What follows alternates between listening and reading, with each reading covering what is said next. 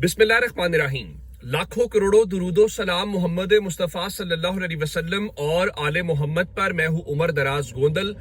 एक तो YouTube channel subscribe कर लीजिए, दूसरा बेल आइकन के ऊपर क्लिक कर लीजिए ताकि हमारी आइंदा आने वाली वीडियोस आप तक टाइमली और तसलसल के साथ पहुंचती रहे।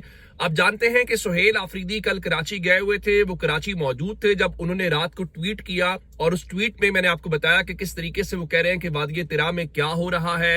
अच्छे लोगों का लफ्ज इस्तेमाल किया और कहा उनके खिलाफ उकसाया जा रहा है, फिर बदमाशी का लफ्ज इस्तेमाल किया, फिर कहा गया कि उनकी जो सिविल हुकूमत है उसके मामलात के अंदर किस तरह से दखल अंदाजी जबरदस्ती की जा रही है।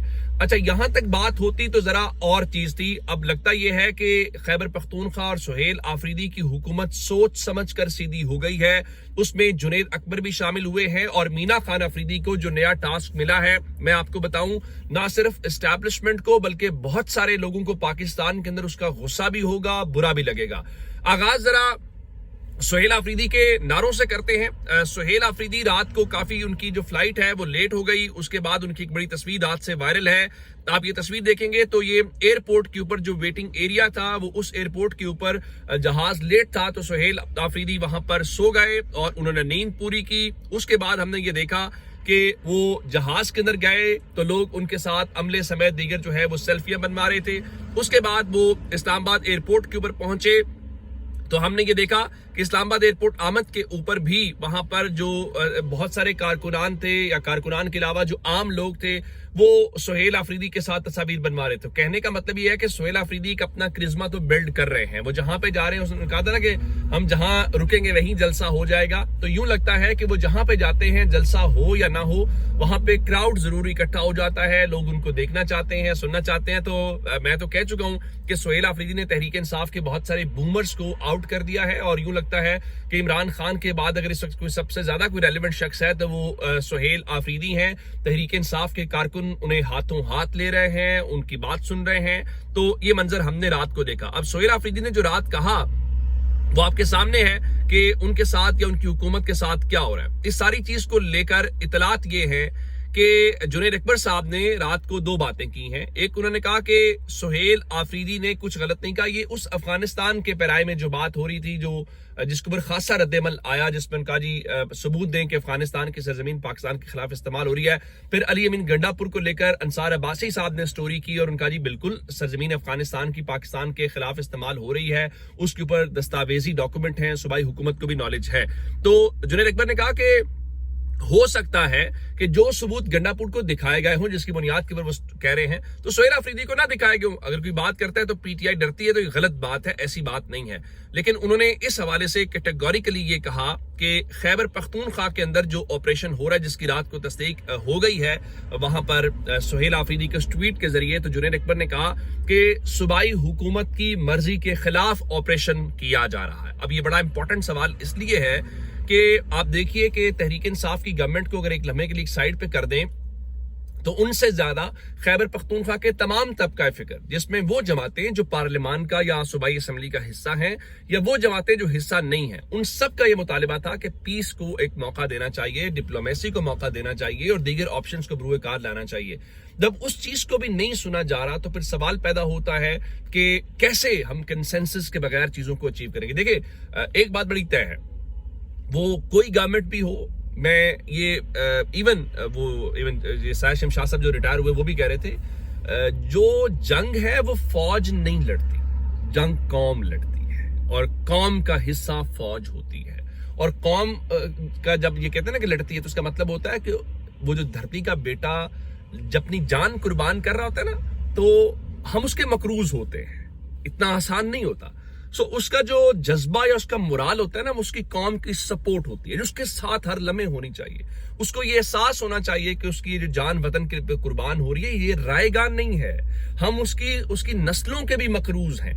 तो इसलिए कुछ चीजें ऐसी हैं जिसके ऊपर पॉलिटिक्स नहीं होनी चाहिए और वो चीजें कंसेंसस के साथ होनी चाहिए। आपका तहरीक इंसाफ से गुस्सा हो सकता है, लेकिन उस गुस्से की बुनियाद के ऊपर इस कौमी कॉज को मुतनाजा नहीं बनाया जाना चाहिए। देखिए, जब एक सूबाई हुकूमत खुलकर बोले, वहां पर मुख्तलिफ तबका फिक्र के लोग बोले, हो सकता है आप ठीक सोच रहे हो, फिर बहुत सारी चीजों को उस तरह से परसीव करना, अचीव करना बड़ा मुश्किल सा काम हो जाता है। बाकी आप तो बादशाह, आप कुछ भी कर सकते हैं। फिर जुनैद अकबर साहब ने एक और बात भी की, ان کا یہ حقیقت ہے کہ ہم سوشل میڈیا کے ڈر سے مذاکرات کی حمایت نہیں کر سکتے، لیکن جب آپ سیاسی لوگوں کو عمران خان تک رسائی نہیں دیں گے، پھر لوگ اسی طرف دیکھتے ہیں جس کی خان تک رسائی ہوتی ہے.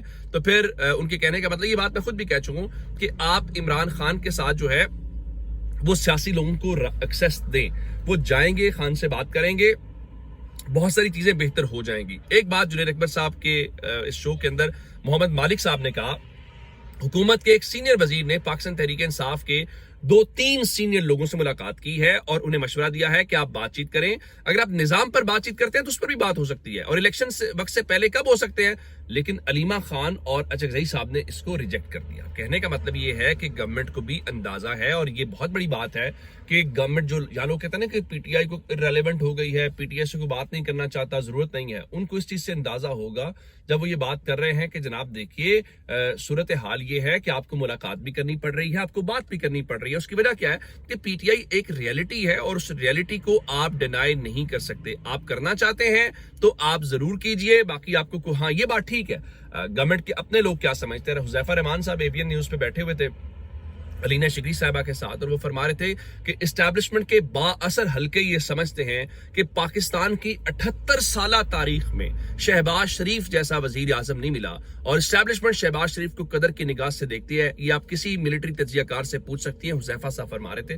لیکن ہر کسی کو یہ لگتا ہے کہ میرا پیج سیم پیج ہے، اس نے سدا ایسا ہی رہنا ہے، اس نے نہیں ٹوٹنا. ایون عمران خان تحریک انصاف سے پوچھ رہے، وہ بھی یہ کہتے تھے اسٹیبلشمنٹ صرف ادارے کے ساتھ ہوتی ہے، وہ کسی سیاسی جماعت، کسی سیاسی لیڈر کے ساتھ نہیں ہوتی. یہ اگر آپ اتنے سالوں میں سیاسی جماعتیں نہیں سیکھ پائیں تو آئندہ بھی نہیں سیکھ پائیں گی.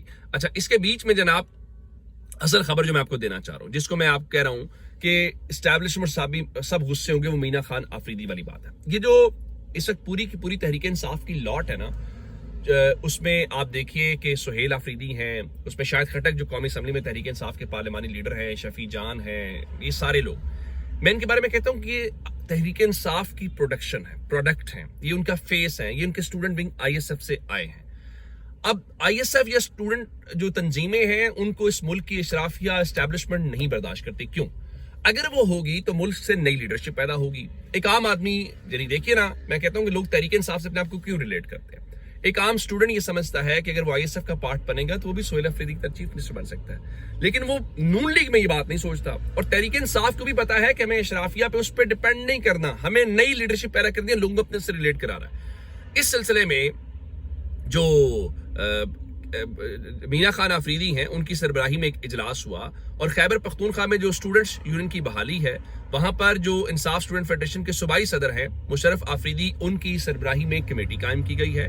اور جو صوبائی وزیر ہیں، کیونکہ اعلیٰ تعلیم کا اس وقت پورٹ فولیو مینا خان آفریدی کے پاس ہے، وہ کہتے ہیں جی کمیٹی میں محکمہ اعلیٰ تعلیم اور طلبہ یونین کے لیڈر شامل ہوں گے، اور کمیٹی اپنی سفارشات آئندہ 15 دنوں میں پیش کرے گی، اور ہم کوشش کریں گے کہ جلد از جلد اسٹوڈنٹ یونین کو بحال کریں گے. اب اس کا مطلب کیا ہے؟ اس کا مطلب ہے کہ پاکستان تحریک انصاف نوجوانوں کو بھرپور موقع دے رہی ہے. اگر وہ بھرپور موقع دیں گے تو اس کا مطلب یہ ہوا کہ آنے والے دنوں کے اندر آپ کو نئی لیڈرشپ آئے گی، اور وہ تحریک انصاف کا نیا بلڈ ہوگا، اور یہ پرابلم ہے.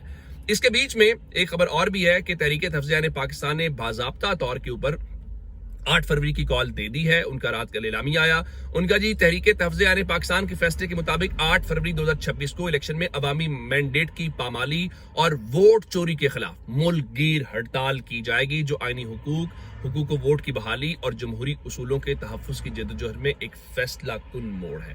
اس کے بیچ میں آپ نے یہ دیکھا کہ پاکستان ان 75 ملکوں میں شامل تھا جن کے ویزوں کو لے کر امریکہ نے کہا، ایون بی بی سی نے کہا کہ تعلقات تو بہت اچھے تھے، ویزا کی پابندی کیوں لگائی. تو یہ ایک اور تصویر ہے. امریکہ اور پاکستان کی جو افواج ہیں انہوں نے مشترکہ ایک مشق کی ہے. معلوم نہیں کہ امریکہ سے ہمارے اتنے اچھے تعلقات ہیں، انڈیا کا نام شامل نہیں کیا، ہمارا کیسے کر لیا. یہ اب تک کی اپڈیٹس اگر آپ نے اب تک چینل سبسکرائب نہیں کیا کر لیجیے. اپنا بہت سارا خیال رکھیے گا. خدا حافظ.